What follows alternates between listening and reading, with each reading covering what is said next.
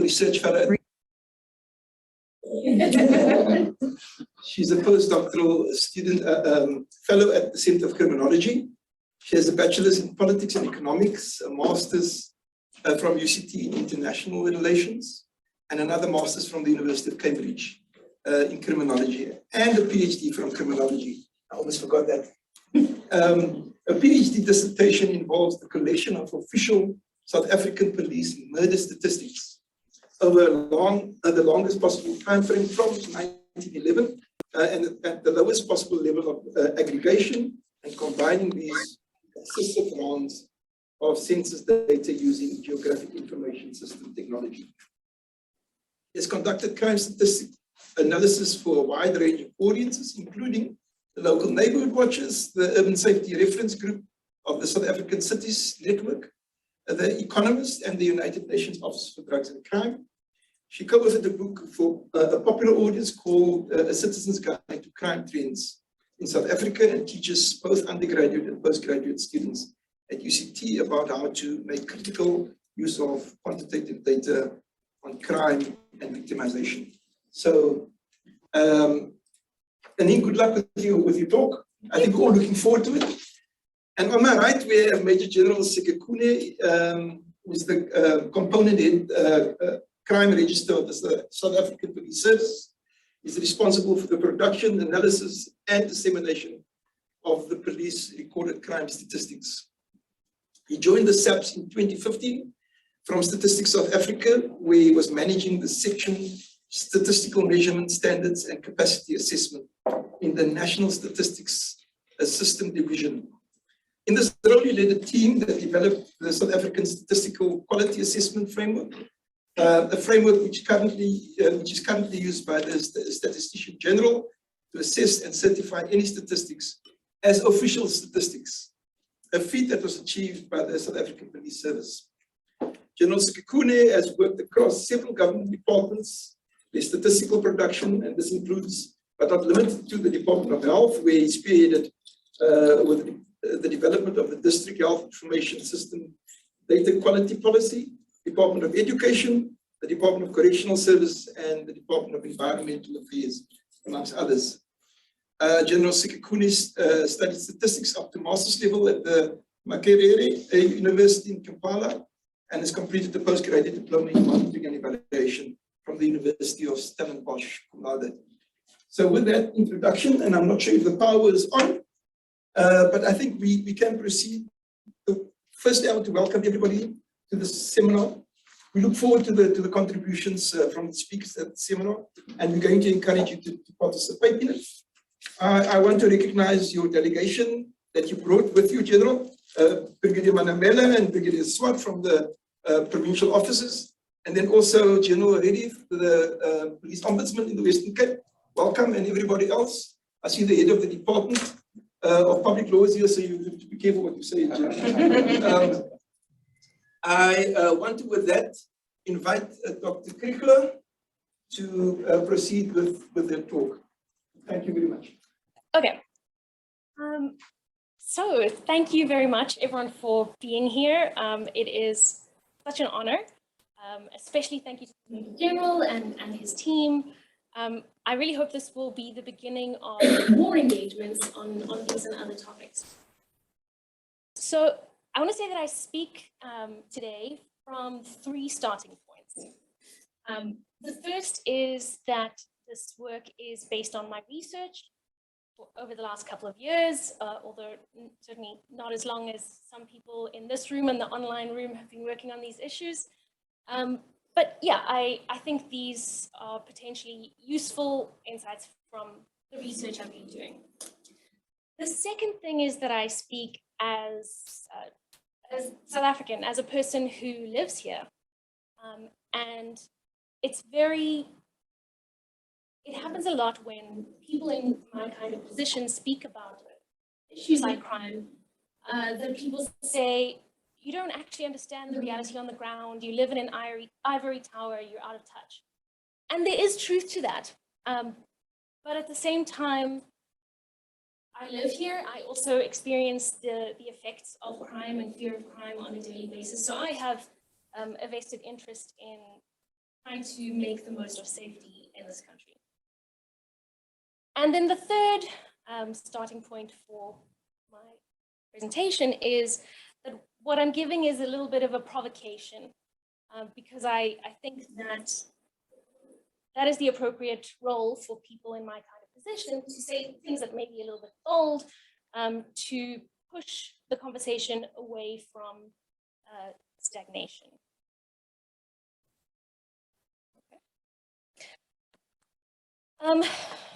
Okay, so I'll really be talking today about the idea of using crime stats as an indicator of police performance. And my arguments are that this has some very negative implications. Firstly, that when we do this, we are putting police on the wrong hook. This is not me. Well, you should have find it. Okay, I'm just going to carry on. That we are putting police on the wrong hook, holding them responsible for the wrong things. The second thing is that when we hold them responsible, when we focus on crime statistics, we are letting them off the right hook, the right things we should be holding them responsible for.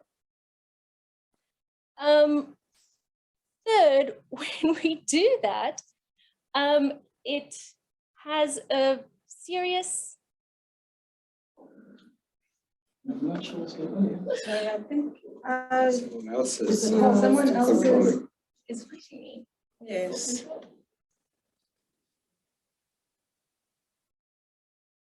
It's a co-host. So that person knows. Who's the co-host?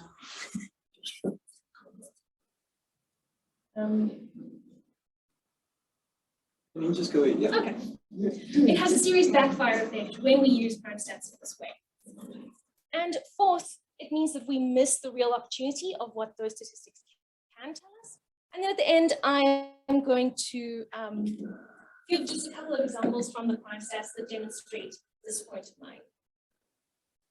I want to also begin by saying that in the last few years, the SAPS crime statistics, at least what is publicly reported, has improved massively. I'm sure thanks to the Major General and others. They now are released quarterly, as experts have called for many years. They are disaggregated, the crime types are disaggregated in better ways. There's been more extensive docket analysis telling us things like the characteristics of victims, the circumstances and locations of crimes. Just open the screen.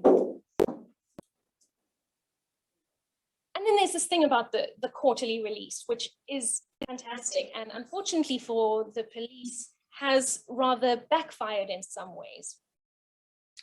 Because now there are 4 opportunities a year for them to be raked over the coals for what the stats say. And this is understandable in some ways because crime in South Africa is a huge problem and people are afraid and angry and frustrated, and the crime stats are a way to express that. But the problem is that now, at least 4 times a year, the crime stats get used as a political tool. And that's also inevitable. So we have people variously saying that the stats point to a decline of the SAPS, that they say power should be devolved to the province, that the policing is ineffective, that it indicates capacity issues, or that the minister should be fired. So again, I understand why politicians and others do this, but I think this interpretation of the crime stats is wrong-headed and in fact, extremely counterproductive to improving public safety.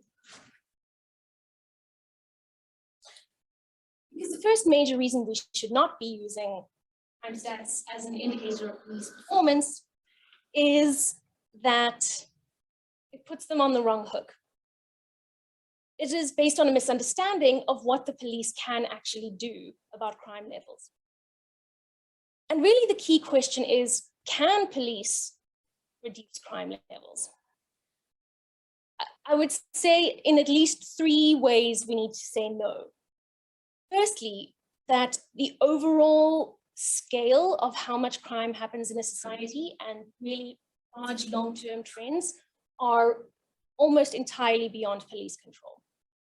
A huge amount of research all over the world and spanning centuries has shown that the things that determine the general ballpark of how much crime there is are structural. They are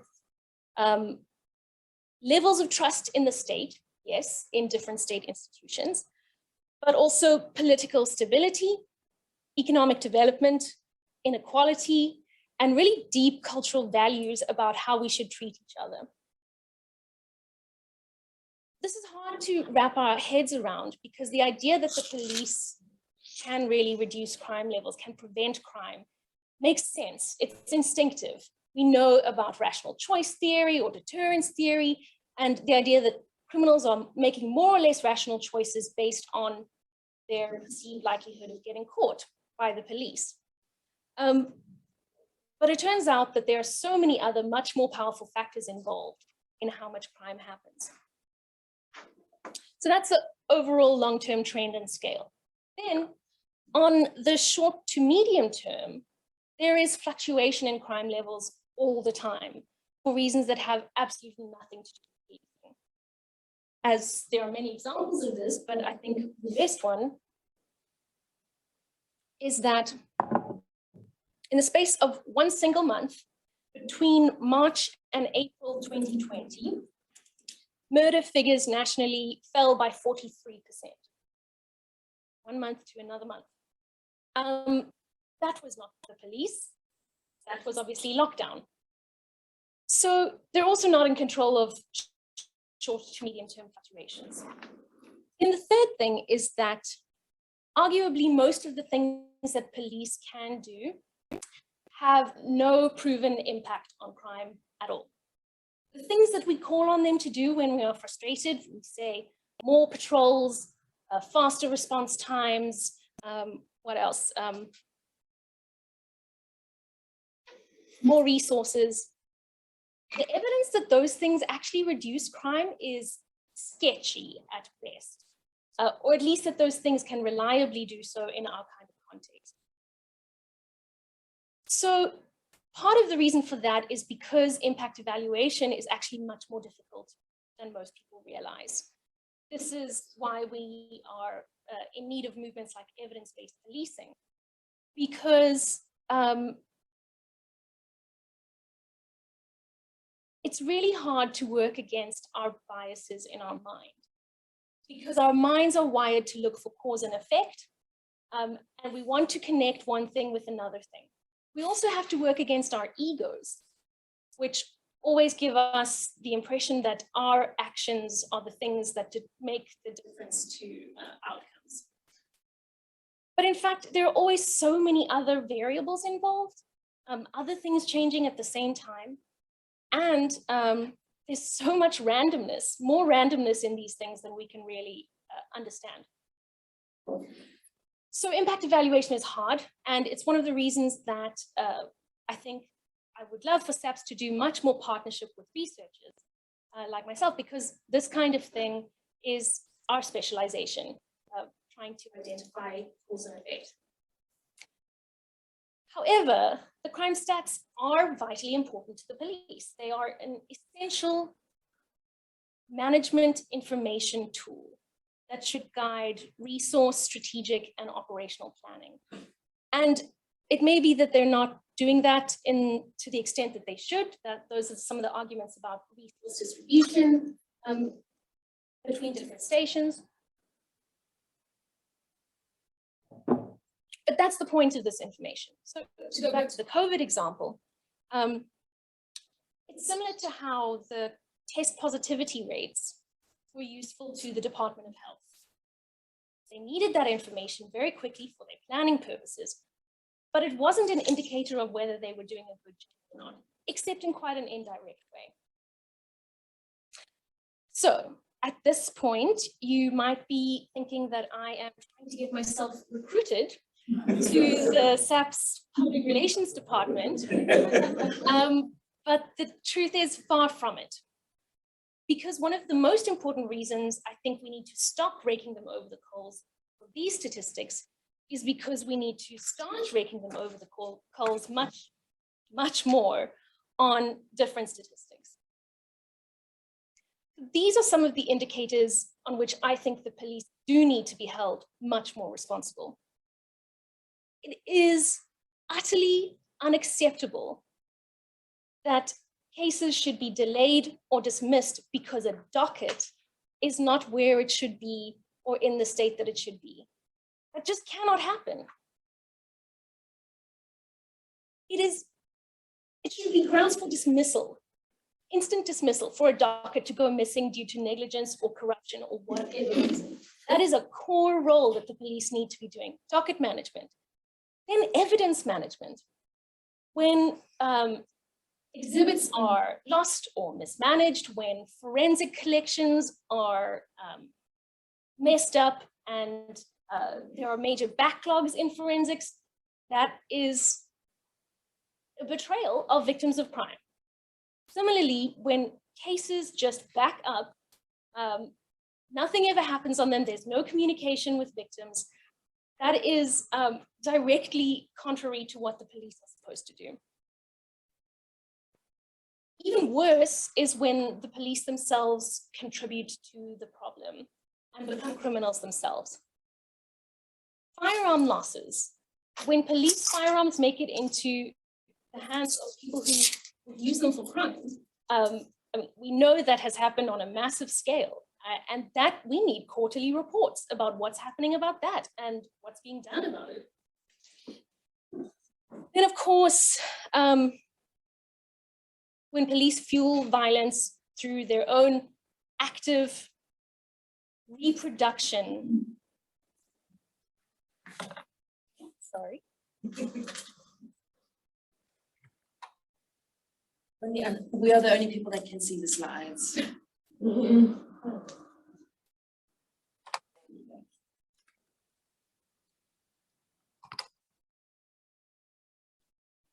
You're actively reproducing the conditions that have put us in this situation in the first place. When they hide behind weapons and numbers and a culture of secrecy and institutional backing to commit violence, that is exactly the poison on which our whole society is constructed and continues to function, which is the belief that might makes right. And the person who is most willing and able to use violence should win. And that my interests can trump your basic human dignity. That is the most harmful thing the police could possibly do, I would say. And so we need quarterly rapid information about police violence, abuse of power, and what is being done in terms of disciplinary processes. Then, of course, resources are precious. We absolutely have to know about where they're being lost or wasted. And again, what is being done about it.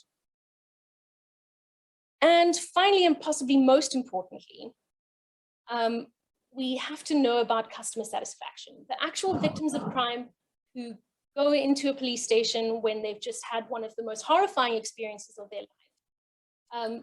Are they being treated with respect and with dignity? And do they feel that the police are doing a decent job? So the thing is that we are entirely justified in being horrified by the crime statistics and what they tell us. But those aren't primarily police failings. These are the reasons we do need to be marching to police stations or calling for people to be fired. So now that issue of quality of service brings me to my next argument, which is that when we hold police to numerical targets, we have an inevitable backfire effect. It makes them demonstrably worse at their job. It forces them to chase targets instead of doing the things that might actually make a real difference to their communities. It makes them manipulate the stats in any way they possibly can, which means that data becomes much less useful for anything. And it makes them much worse at serving actual victims of crime, especially vulnerable ones. So just as an example of the fact that this is known everywhere in the world and has been for time, this is a quote from 2013, the result of a report on a commission of inquiry by British members of parliament. And so it says there's clear evidence that targets are detrimental to the integrity of crime data, whether used for police officers or police forces as a whole. Targets based on police recorded crime data drive perverse incentives. Some commissioners consider this so serious that they have dropped all targets. We applaud them. These accusing behaviors lead to the misrecording of crime and have become ingrained, including the things. Leads to target chasing. This can present officers with a conflict between achievement of targets and core policing values. We deprecate, meaning condemn, the use of targets in the strongest possible terms. So this is a very common problem. The use of police reported crime data, creating perverse incentives for actual good policing. And the fact that this is worst of all for the most vulnerable victims is the greatest tragedy. For sexual offenses and other gender-based violence, gender-based violence offenses, it's absolutely right that we are outraged, that we are putting a lot more attention on it and pressure. It is absolutely not right to expect or require or ask whatsoever of the police to reduce the numbers of those crimes that they record. Preventing crime, especially those kinds of crime, is difficult, extremely difficult, long-term, multi-sectoral, is not something that the police really meaningfully have within their control. What they can control is how they treat victims and what they write down.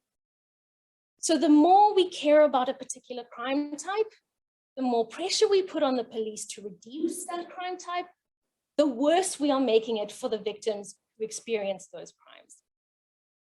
We know that people get dismissed, told that the things that happen to them get normalized, they get told it was your fault, and that is the absolute opposite of justice.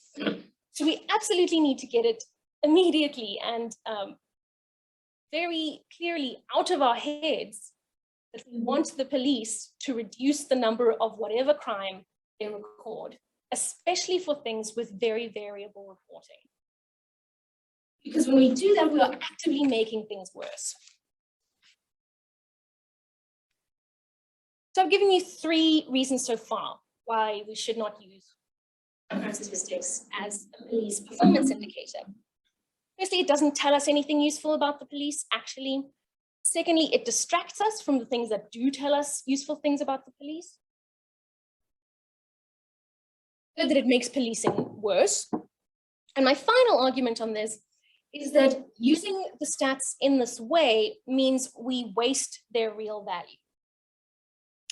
Because what they actually are is an excellent survey of social health. It tells us how people are treating each other on a large scale. So it means that we don't need to do a huge dedicated survey by Stats SA on these issues, because in effect, the police are conducting a survey 24/7, 365 in every single one of some 1,200 police stations across the country about how people are treating each other. And there are a lot of flaws with this information, especially interpreting it in this way. We know that a lot of victims don't report their crimes. We know that those things depend on victim characteristics and what the crime is and police behavior. So yes, we can't take them at face value. But if we use them critically with what other things we know, and especially with in combination with the Victims of Crime survey, then they offer an incomparable window, a rapid look into what is going on in different areas. It allows us to identify ongoing underlying problems and also to find which areas need first aid. Again, COVID taught us the importance of this kind of data, and not to say, oh, that's a health department problem, or it means they're not doing their jobs. It means that we have to take collective responsibility for what those crime stats tell us. Okay, Irvin tells me my time is almost up. I'm going to abuse the fact that I'm standing here by just pushing it a little bit and showing you just 4 graphs to demonstrate what I mean by this. So what this one shows is national murder rates per capita. This data is from the UNODC from 2019. You do not need to be able to read those names. I didn't put them there for that reason. The point is that I'm making here is just to show you the scale of variation in levels of violence in the world.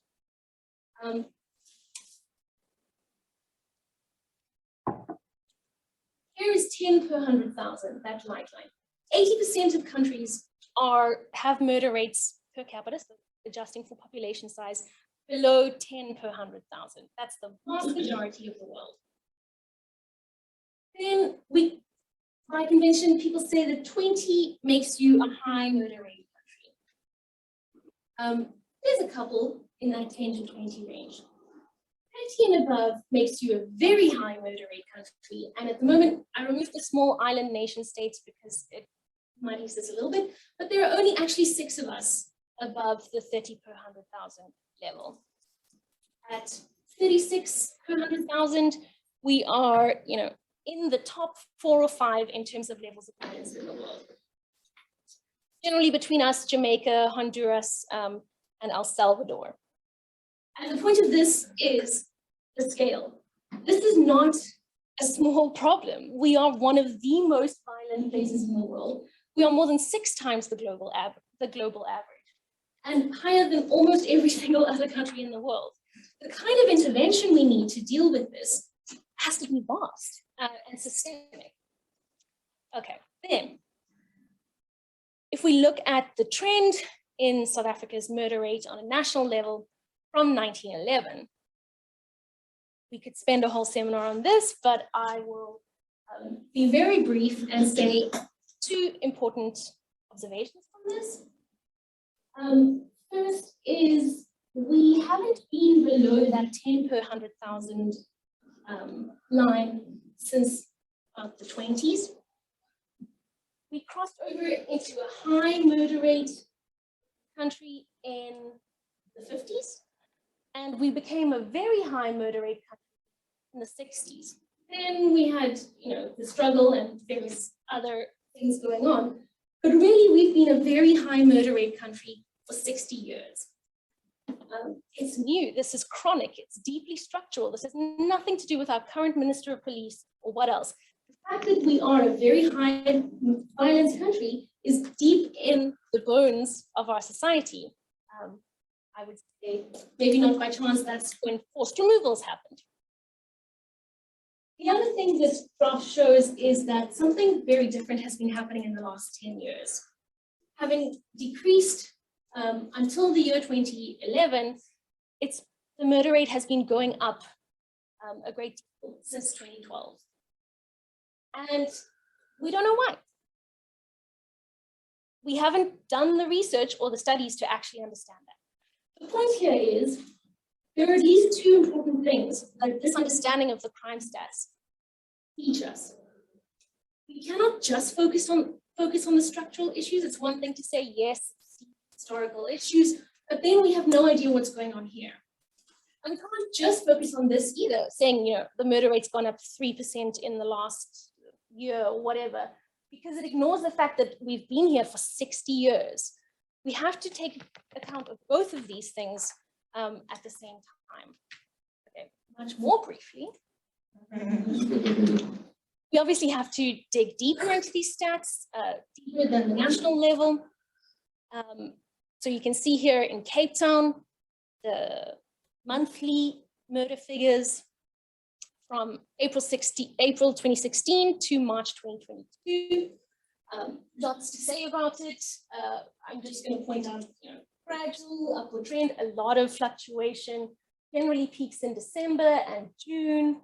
You can see here is COVID, lower than ever. But something pretty strange happened this last December, in that this December was low. I don't know why. Maybe someone else has the answer to that. But that's the sort of thing we need to be exploring and getting the answer to. Then we have to dig even deeper. We have to look at specific areas. For example, understand what happened in Harare in March 2022, because something seems to be getting way out of control. What happened in Atlantis in February? We need to understand that. And why is lead here not going up like a number of places have over that same period? Conclusion. So, what can South African crime statistics really tell us? About what the police are doing? Very little. About the functioning of our society and what we need to do about it? A lot. So we really need to change the way we report and make sense of the crime stats. We need to stop using them as a stick to beat the police with, however many times a year.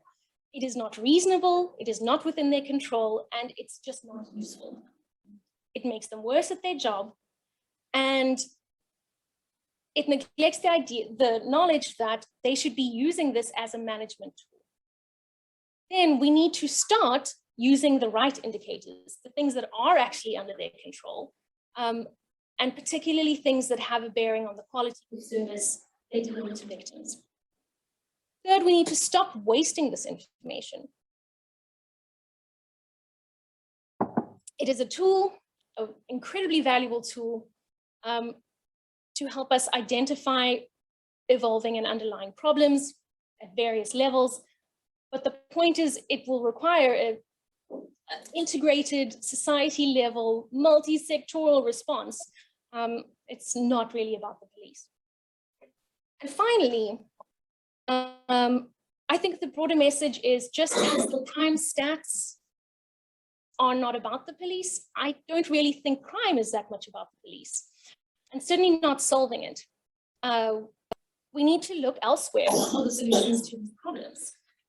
Law enforcement cannot help us. They cannot save us from this. The scale of the problem we have is so much deeper than they can touch.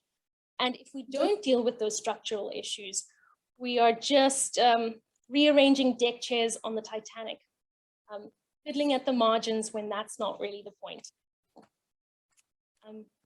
So, thank you very much. Thank you.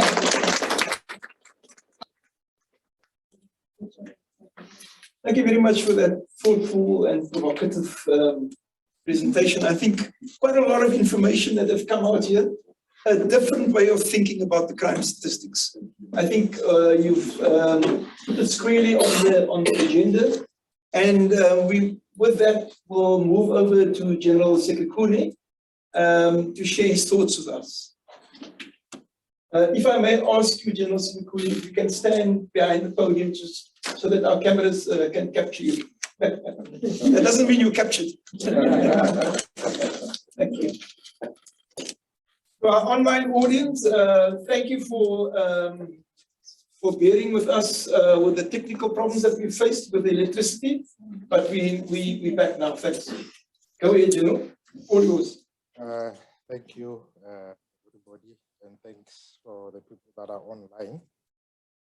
And to make a confession, it's very hard coming after what has been presented. I think she has set the bar too high. I'll see and try my best to see what I can do about this. But it seems as if we sat in the same corner with these thoughts about crime statistics. Because as you can see, my heading, initially we were asked to prepare a talk about what can, as South African crime statistics really tell us about the police.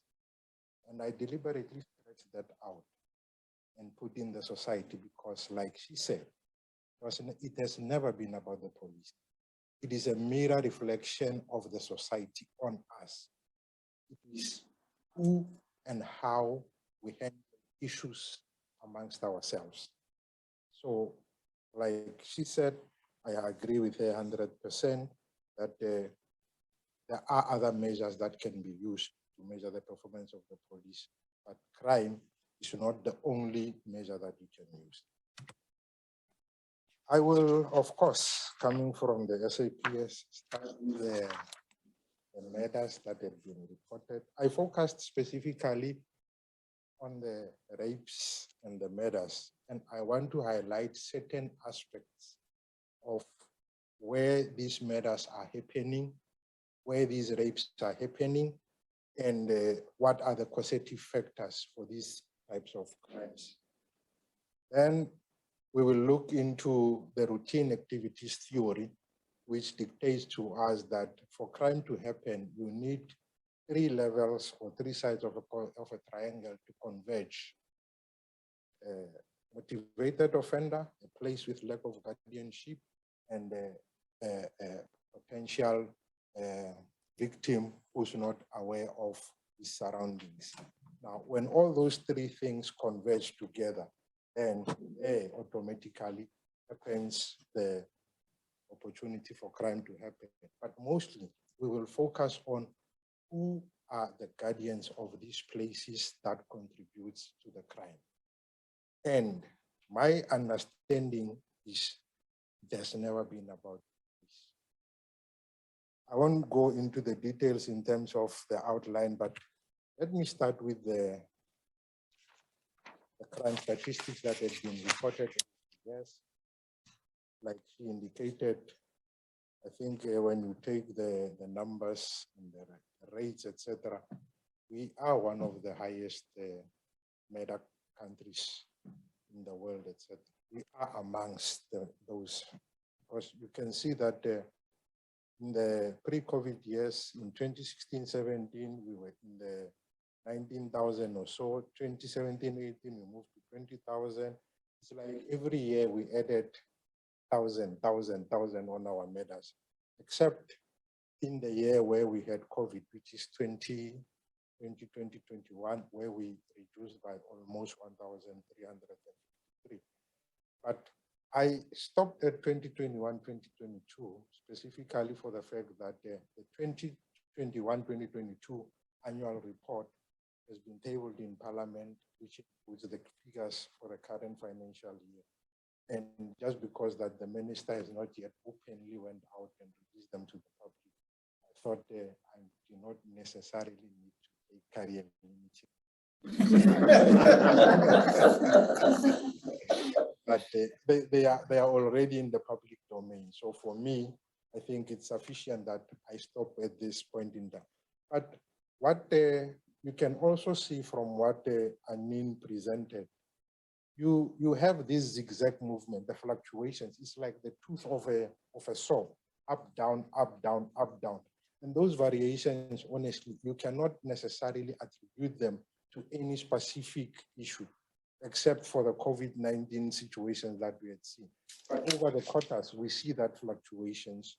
From Q1, it will go up, Q2 is down, Q3 is up, Q4 is down, and so it goes. So these are the crimes that we have reported over the years. Now, this one, I was a bit skeptical about it.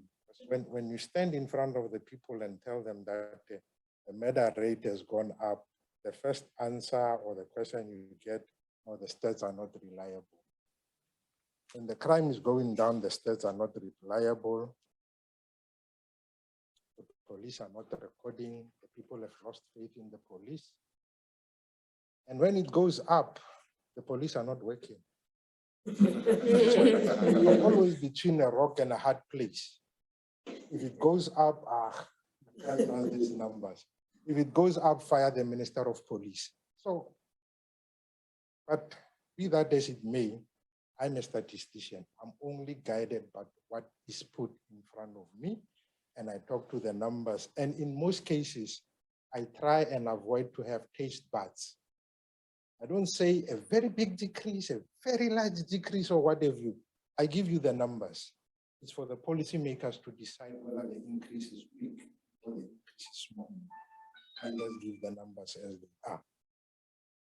So you can even see the rate in the, I think it's 2018-19, we were around 71 per 100,000. Of course, we use the mid-year population estimates. And in the COVID years, you can see, whereas in terms of the quotas, we only reduced by 1,500 or so matters. But when you take into consideration the population, you see that we move from 71 per 100,000 matters to 60. And in my opinion, that can be attributable to the COVID-19 situation where we were at different levels of lockdown. There was no alcohol sold, etc., etc. So it did really contribute to the reductions of crime that we saw. And when we presented it in Parliament, they said, no, don't pat yourself in the shoulder, it's because of COVID. We agree to that.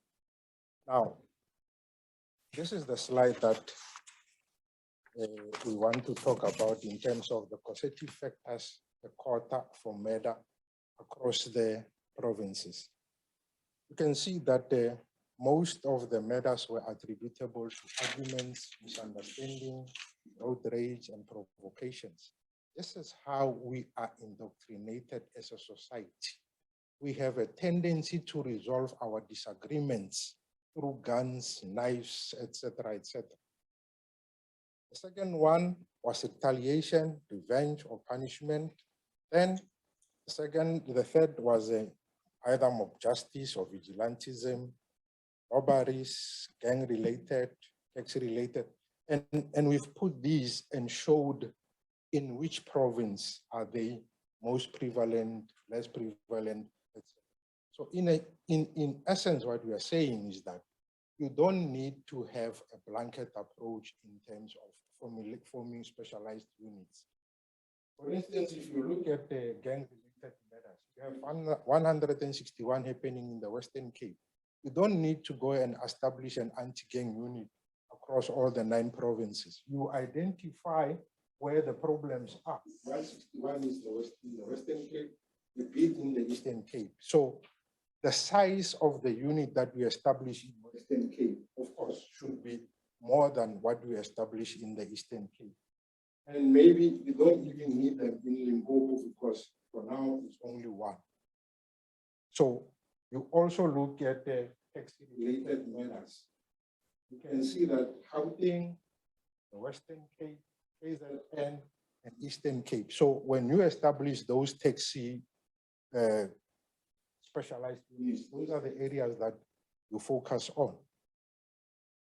And of course, you have illicit mining there. And this was drawn from the sample of 6,106 matters that had been reported to the police in the period from April to June. Now, let's look at the places of occurrence. Could the police have done anything about the 1,746 murders? That is the second row, where these murders and attempted murders and assault GBH happened in the residences of the perpetrator. I don't think the police could have done anything about it, because if you ask the police to do something about that, you are literally saying, go and put the police officer in each of the households that are in South Africa so that you ensure that the people do not kill each other. I don't think that is feasible. I don't think that is the best use of resources. Then you look at the liquor outlets, shebeens, taverns, etc. And of course, during the COVID-19 levels, these murders that were happening at liquor outlets were drastically reduced, and hospital bed occupancy rate in the trauma unit was reduced, because this alcohol contributes more over to the road deaths, stabbings, and everywhere. And it puts the pressure on the resources of the hospitals. So yes, it is a contributor to alcohol. Then you have educational institutions or universities. 19 of these murders happened in such facilities, 25 attempted murders and 270. So you can go down the list, and if you agree with me, the police can only be held responsible on the very first one.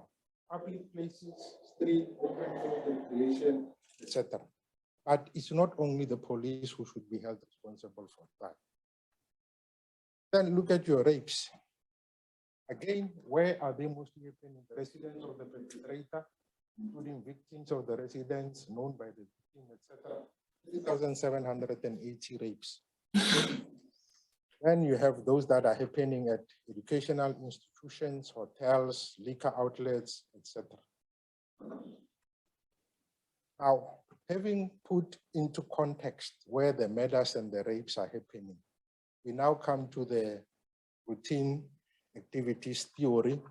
And I mentioned that you need the three sides of the triangle to converge at the same place.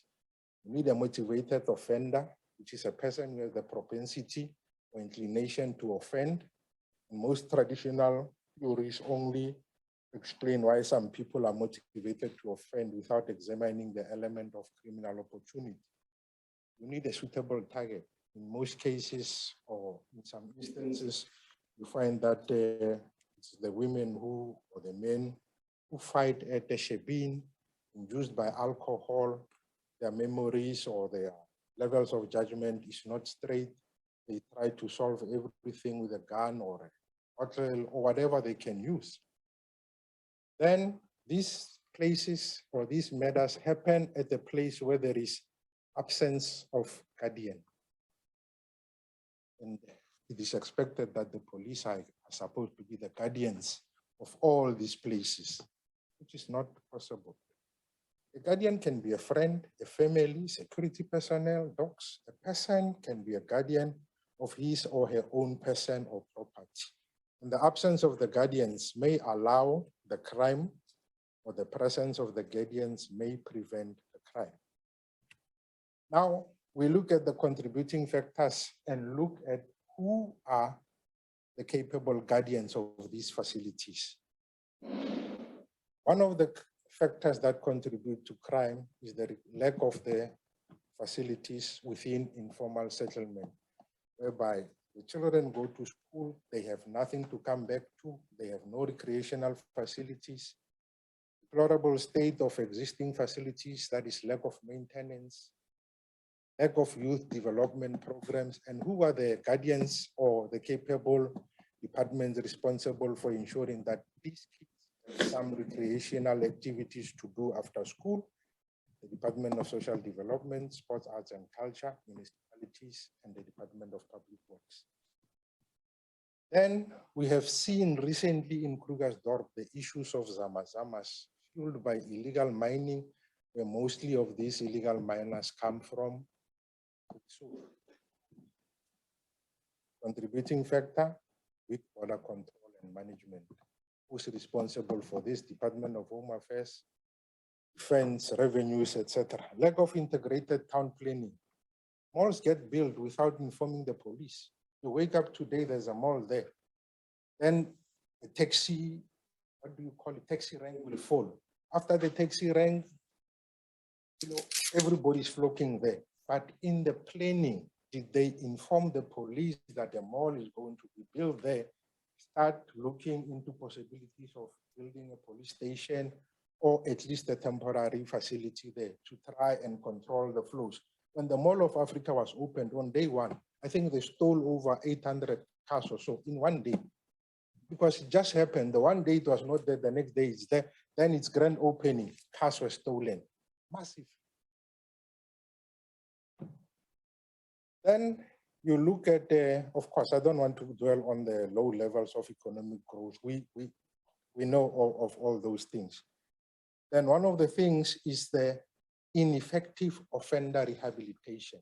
South Africa has a high level of recidivism. Recently, I think it was last week, the Minister of Justice went to the Portfolio Committee where he reported that 555 parolees have committed offenses in Q1 of the current financial year. Of these, 50 were murders committed by parolees, 123 thefts, 71 robberies, and 66 house breakings.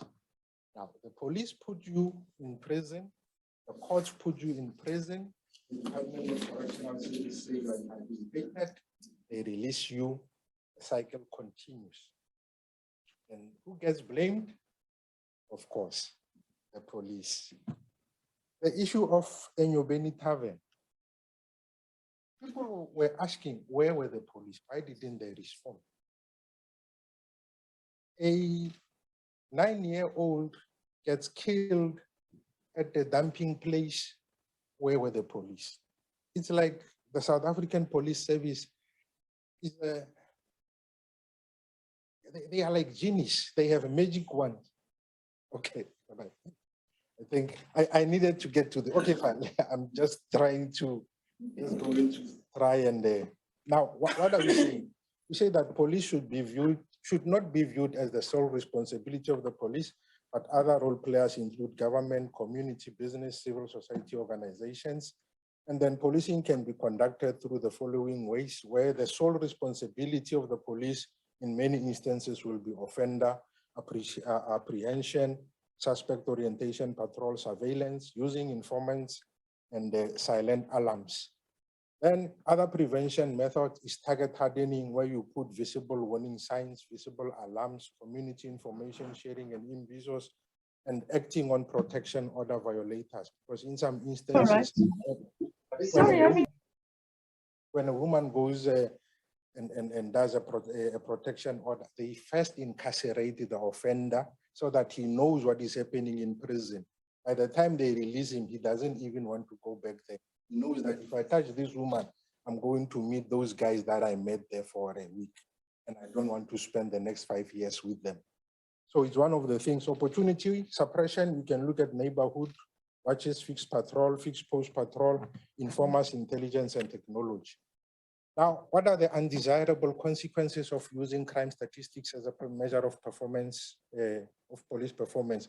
The pressure to lower reported crimes may invite manipulation of crime statistics, leading to under-recording, misclassification, or non-registration. Misclassification would be the instance whereby a case of grievous bodily harm is recorded as a lesser crime of common assault, etc., because the target is to reduce the number of murders that we have reported in the previous financial year. Crime statistics does not adequately capture such a phenomenon of crime like the organized crime, the psychology and family dynamics of the offenders. There's nothing the police can do about that. And you don't see that in the crime statistics. Other stakeholders in the JSPS are not held accountable in terms of their crime combating. Serial offenders repeatedly being granted rapes, bail, people who have murdered over 5 people, but they're still on parole. Recently, a 39-year-old on the 2nd of October in Mpumalanga was murdered. When they reviewed his record, it was found that he was linked to a rape and house robbery cases in 2016, about 14 house breakings and theft, assault GBH, and previously sentenced for 15 years imprisonment, and he was currently on parole, but he had committed the crime. Yeah, so I don't know how to do this. I have 1 minute, but I have so much. Okay, what should the stats be used for? In the other police station, they should be used for resource allocation, mostly at the operational planning. On a monthly basis, they should be used for operation evaluation and monitoring, and also tactical deployment. Quarterly crime stats, they should be used for strategic planning and give guidance in terms of the annual planning on how the police should ask and allocate resources in the coming financial year. That includes people, cars, etc., etc. Then one of the issues that might come because of the use of the crime statistics as a measure of performance is unreliable and data integrity. Under-reporting, limited crime information, police data is limited to lots of information collected by the police. And hence, that's where when the doctor suggested that let's form good collaboration with the researchers, because we can use the statistics and then they can come with the research. And by putting the two together, we can be in a position to enhance the data that is provided by the crime statistics. Then I'll stop here, but the levels of crime are influenced by factors outside the control of the police. Crime statistics, of course, they overlook unreported crimes. They focus mostly on serious crimes. The aggregate numbers fails to capture the significance of social places. Places of occurrence of certain crimes are impossible for policing. You have densely populated areas whereby people are literally on top of each other. Even when you try to measure the response rate of the police, there are areas which have no streets, which have no lights, which have no roads, and the police can't access those areas easily.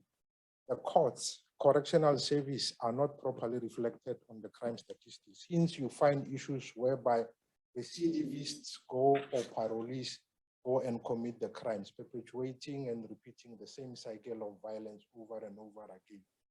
So it's not the end of my presentation, but let me sum it up by simply saying that, like what Anine said, crime statistics has never been about the police. All the 6 things that he indicated there, they require committed, concerted effort from the community, from other government role players. And if we keep on, it's like teaching. Teaching has never been about the teacher, or nursing has never been about the nurse only. Why should policing only be about the police? Thank you. Thank you very much.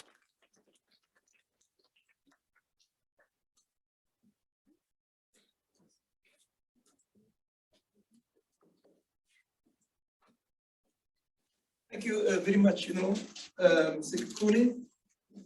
We've had 2 fascinating presentations. Dr. Kriegler has given us a new way of thinking about the crime statistics, which is a challenge to all of us, including the state. And if I were to listen to General Sekhukhune, I was thinking if crime statistics were a person, it's seriously overweight. And what we need to be thinking of is what we've heard here is, and it's a refreshing view. We've never heard the SAPS speak about crime statistics in the way we've heard it now. So I want to welcome that view that you've put there, because it is in line with some of the thinking that I think Dr. Kriegler has raised. So I do want to invite you to anybody in the audience, in the online audience, and those that are here that have any questions to any one of these panelists around crime statistics.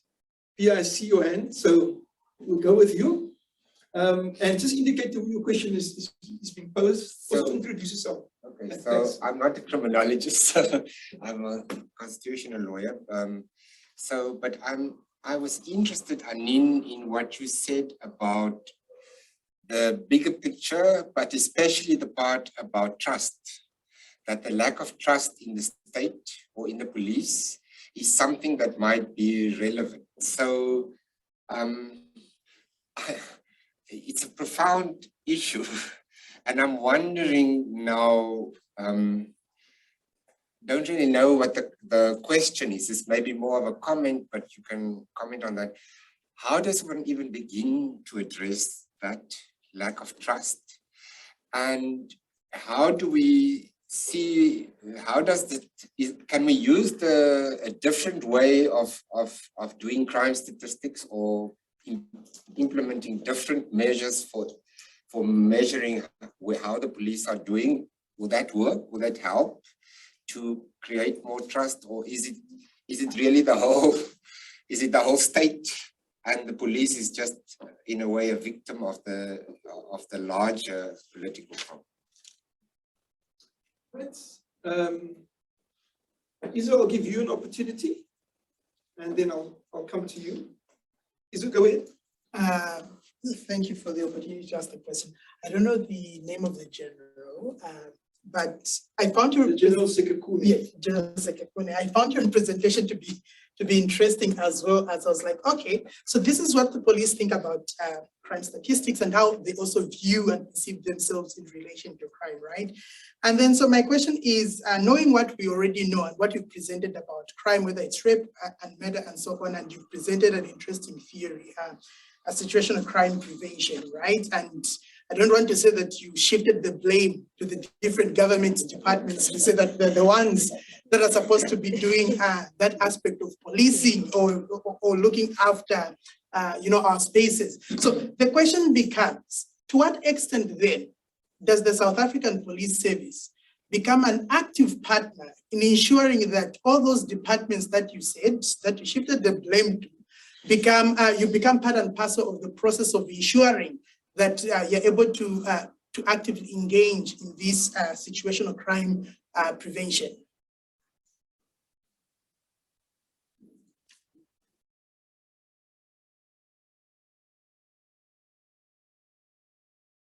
All right, I'm going to, I'll come to you, and then I'll come to you last year. So those are the 4 questions for this round. Go ahead. Okay. Hello, my question for General Sekhukhune. I'm Simba, and I'm doing a master's in criminology. And I guess my question is there any advantages actually in having high crime stats attributed to your department? I'm asking this because there have been strong calls for defunding the police, right? But I can imagine that the only way that you can apply for funding is if you show that there's an area that you're failing to meet, therefore you need more resources. So is the goal of these departments actually to have higher figures so that they can get better funding, or like we said, to actually like under-record and say we're actually meeting our targets, but that might affect funding? Thank you. And then lastly, Already, I want to make a comment and then maybe pose the question. If we do a comparative analysis pre-94, the police were largely illegitimate, to the eyes of most of the people. So if we look at the current stats and the rate, I like the take that we should be looking at society.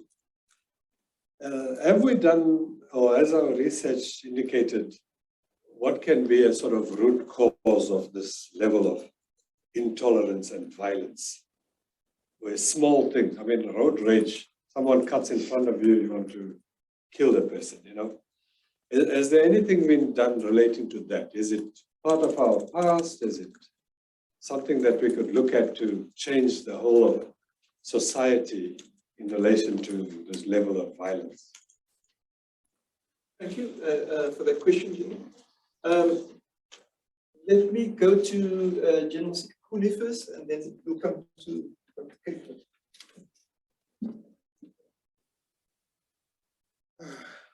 I think the gentleman over there, if I captured you correctly, seem to imply that I'm shifting the blame somewhere else, which I don't think I'm doing that, because my opinion is that I started specifically with the places of occurrence, and I showed that of all these places, there should be a guardian. And who is the guardian of these areas? And I said, of all these guardians, the police can be held accountable for those that are happening in the streets, etc., etc. But that being said, how do we bring all role players on board? We engage with these other government departments. And from my perspective, or from the perspective of the crime register, we engage with all other researchers. That's why I'm here. Otherwise, in the past, there was this thing that the police, when they come to this meeting, they are always affected, etc. But we are breaking that walls. We want to engage with the community. We want to engage with the government department. We want to be able to sit down and say, let's collectively put our heads together and see how we can be in a position to bring the crime down. We engage with the CTISA, and we compare our statistics prior to our release. And it would also be good if there is also integration among the departmental government collection program so that we can compare the information that is sitting with the police with information that has been collected from mortuaries and hospitals, etc., so that we can have a comprehensive picture in terms of what is happening, so that we give the information that is as accurate as we can possibly give. Andy, Just speak a bit louder so that people can. Yeah, you the online audience is struggling to hear you. In fact, okay. Close it if you don't mind. Thank you, Jim. Then, in terms of, I think you mentioned that we're reducing crime or under-report so that we affect funding. To meet targets or crime targets. Yeah, I think that I'm not going to say yes and I'm not going to say no. But from the perspective of the crime register, which is why we in the crime register, we have a unit called quality assurance and help desk. The purpose of that particular section is to make sure that the information that is captured in the police stations is accurate.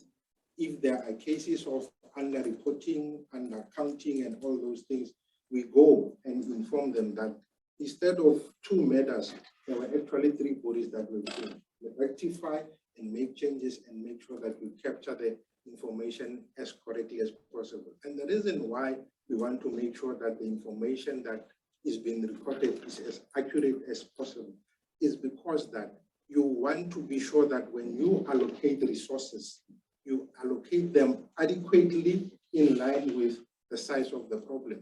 But if you underreport, you're shooting yourself on the foot, because when the budget is now being allocated, you'll be allocated the budget in line with the crime that you have reported. And as a result, you might end up losing personnel because you have underreported. So it might happen in the station. I'm not averse of it, but in instances where we pick it up, we make sure that we record and advise that it should be recorded accurately. Root causes of levels of rage, and how can we change that?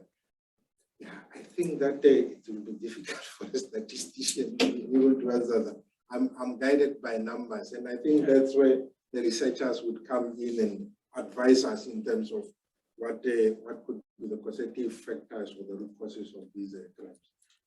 Well, General, just to answer that question in a short space of time, there has been extensive research done on, and there's a huge report that's been done by the Center for the Study of Violence and Reconciliation on the causes of violence in South Africa.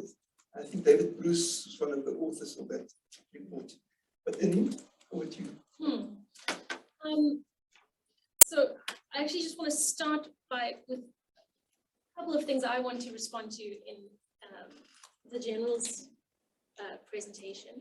So firstly, he mentioned that the annual crime stats haven't been released yet. And I want to just point out, since we've had all the 4 quarters released, I just added those 4 together to get hopefully the same results. And just to point out that by my sums, the murder rate in 2022 is 41 per 100,000. So that's up significantly from 36, and puts us right up there with Jamaica, possibly the highest in the world. We'll see.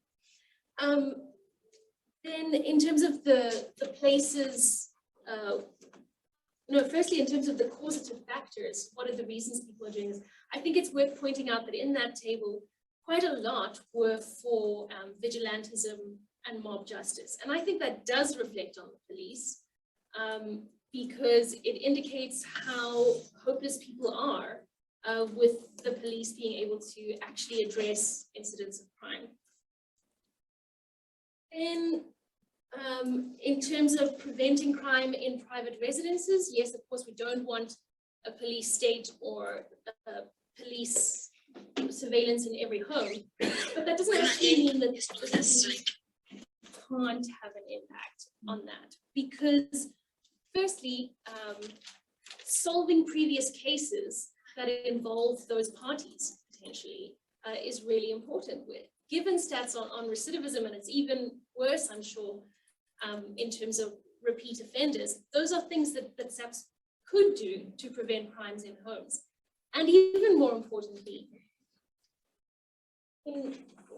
if victims felt that they could go to the police for things like domestic violence earlier on, that could prevent these incidents from escalating into worse and into murders. So there are some things that the police can do, or they do reflect somewhat on the police.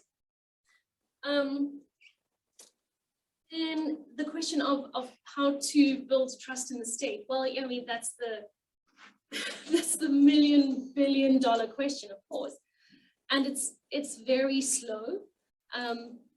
But you know, it's the things that everyone knows: accountability, transparency, professionalism, actually delivering on what you say you're going to do.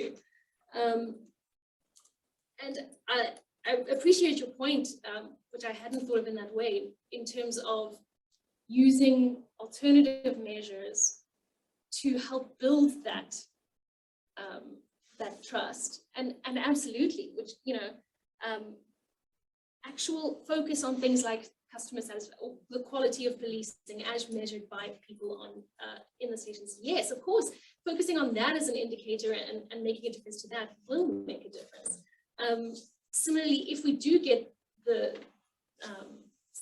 proper statistics on incidents of abuse of power, disciplinary processes, financial mismanagement, and what is being done about that, docket management and what is being done about that, then yes, absolutely. So by changing our indicators, I think we can chip away there a little bit. Then in terms of the root causes, well, it's everything, but we also know that those countries at the top of the logs have some things in common, and a number of things, but one of the biggest is recent histories of political violence. It's traumatizing, it's trauma. Things like that generate intergenerational and cultural trauma on a massive scale that is passed down from parent to child. And that comes down to, I think, one of the most evidence-based violence prevention interventions is parenting practices. It's early childhood experiences, teaching parents how to discipline their children without being violent, and to give their children the skills, because they are skills, of non-violent conflict resolution. Dealing with intense emotions in yourself, rage, frustration, which every child goes through. And of course, masculinity. Gender norms about how men should behave are a huge part of this. You know, we say we as a country are violent, we as a society are violent, and yes, that's part of it. But it's mostly men. It is mostly men, it's mostly young men who have specific ideas about what it means to be a successful young man. And that's a big part of it. Thank you, Anine. We have a question from Professor Thulare Sekhukhune. I think we're going to have that as the last question, because our time is almost expired. I also, before Professor van Zyl asks that question, I also want to ask a question to General Sekhukhune, and that is, do you think that the crime statistics should be managed by SAPS? I mean, Statistics South Africa manages all the country's economic information and all other information. Should it be housed within SAPS? So over to Professor van Zyl. Well, go ahead. Ask your question. Thanks. I thank you very much. Some of my questions have been asked already, but if I could just start by making a general comment. I found this a really positive discussion. I'm very, very pleased that there was this degree of agreement between the general and the doctor, as it were. And I think that what we should take from this is how important it is to have statistics, and the sort of cynicism, which I suppose I started off with as a young criminologist as well, is often misplaced. what we should work on is improving these things. The first question I wanted to ask has been answered in part, and that was the divergence in the murder rates towards the end, if one looked at the two different graphs. Anine explained it in part by saying that she'd added up the most recent ones, but if I were in the room, I'd ask the two to sit down and look and see whether those things work. That gave me a wider thought, and that is, there's a real difference between murder statistics and others. And I noticed in the graph that you had murder going down slightly, General, and rape declining a lot. But of course, rape is much more sensitive to whether it's going to be reported than murder. And murder statistics worldwide are regarded as a unique comparative tool, and perhaps we should be a little bit more careful there. I have two other comments. The one is, I really approve of this idea of more cooperation between police and academics on this, because it's clearly an area where one can improve by making small steps. I think that's important. And finally, yes, the broader challenge, should it be taken away from the police and given to some central authority? I would be hesitant about that. Ultimately, the police are the people who have to do the hard work. There should be cooperation, certainly with central statistical organizations. But ultimately, if they take the view, the very positive view that the general's taking of his job, that's probably the best way to approach this. So thank you very much. Perhaps more comments than questions, but there it is. Thank you. So we have two other comments that maybe would, as you both kind of end off, might be useful. The first is a question about secondary victimization by the police and the role of that in undermining that trust that has been asked about previously. And then I think a good end question is, so what is it going to take for police management to change the focus from crime stats as performance targets to other forms of police measurement, as you both argued so strongly in your presentations? What will it take? Thank you very much for those questions, and from the online audience in particular. I'm going to hand over to General Sekhukhune to respond, and I'm going to give you 2 minutes to respond. And then, Anine, you can have the concluding comments. You also will have 2 minutes, and then we'll end this particular session. I know that you still have to go to the airport, so over to you, sir. Thanks, Dr. Kines. I think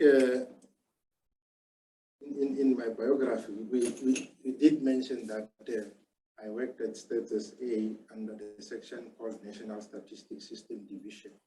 The basic purpose of that particular National Statistics System Division is to enhance and capacitate all government departments that are responsible for the production of statistics to be able and capacitate them to ensure that they produce the statistics that lies within their ambit. Meaning that these departments, they have the mandate, and the mandate is enshrined in their acts. The Department of Health reports on the 3-pass rate. You can't expect Status A to report on that. COVID-19 statistics were given by the Department of Health, and everybody is reporting their statistics. Why is it that the responsibility when it comes to the police should be treated differently? So they are the people that should be reporting on the crime statistics, as much as it is sitting in the what we call the Constitution, but subject to the directive of the Minister of Police. Crime statistics, crime intelligence data, and criminal records. For you to be able to take it out from the police, change the Constitution. Then on the issue of crime stats as a measure of performance targets, you know, I don't think crime stats should be the only measure that is used as a measure of police performance. As she has indicated, there are other measures that have been proposed, and they are reported in the annual report, like your reaction rate and all these things. But unfortunately, crime statistics has been politicized. Whenever you go and talk about crime statistics, if it is high, fire the minister, the police are not looking. If it is low, the police are not recording. So we will advocate, but we need to change the mentality of the people who, when crime state is being presented to, they want to blame somebody else except themselves. Because it's me and you. The criminals are sitting in our yards. They are our children and brothers and our neighbors, but yet we choose to keep quiet. So we will advocate that it should be, there are other measures that should be considered, not only the crime state, but crime state should be one of the basket of the measures of police performance. Very much. Thank you for those comments. Very very helpful. And yes, I think it is very encouraging that we do agree as much as we do. That's also going to be my answer to the last bit of the question, or the last question: what will it take to change this? Which is, the police can't do this on their own. As much as they may invest in research capacity, which I see that they are very much, when the police say it, it just sounds like a cop-out, of course. So other people need to be saying it. This is why it is so important for the police to partner with people outside, to not speak with the same voice, definitely not, but to find areas of agreement and areas where there can be work done. And so I think that's on academics, that's on journalists. That's extremely important. I'd love to do a journalist training on how to report on the crime stats at some point, because it's all just infographics saying up 10% or whatever. That's really important.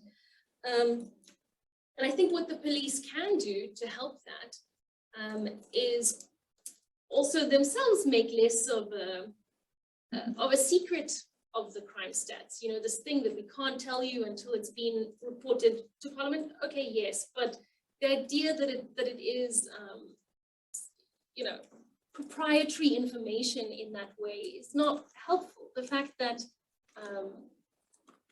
on a station level, they will never talk to you about what the crime situation is. Yes, but that's not how we deal with this. This is a partnership. The rest of the people in this country, are just as invested in dealing with crime. And if we understand that this is data from the police, not about the police, and if the police can really internalize that as well and share the information as much as possible for us to work on it together, then I think that will help. Thank you, Dr. Kriegler. I want to thank the panelists, particularly General Sekhukhune, that have come down from Pretoria to spend time with his delegation at the university. It's important to exchange information and ideas in this way. And I think this was a very refreshing seminar, because I think you've put quite a lot into thinking about how you're presenting it, Anine and General Sekhukhune. We at the Center of Criminology teach our students to see the invisible, to see what's not there, what the everyday person don't see, but that's there.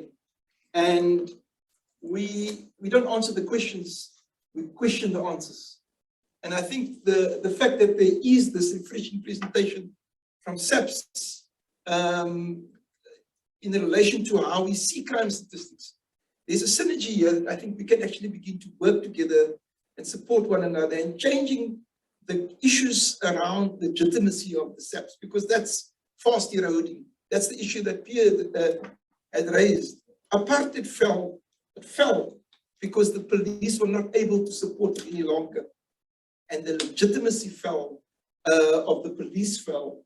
And what we need to do here is to ensure, at the center, we're really, really interested in this question of the legitimacy of the criminal justice system. And I think today was the start of that debate. And I think, thank you for leading us into that, Dr. Kriegler, because it helps us think very differently about the challenges facing us as a nation. And thank you for your refreshing look and agreement with where we ought to go. So with that, I want to thank everybody for participating and for our online audience for attending. Thank you very much.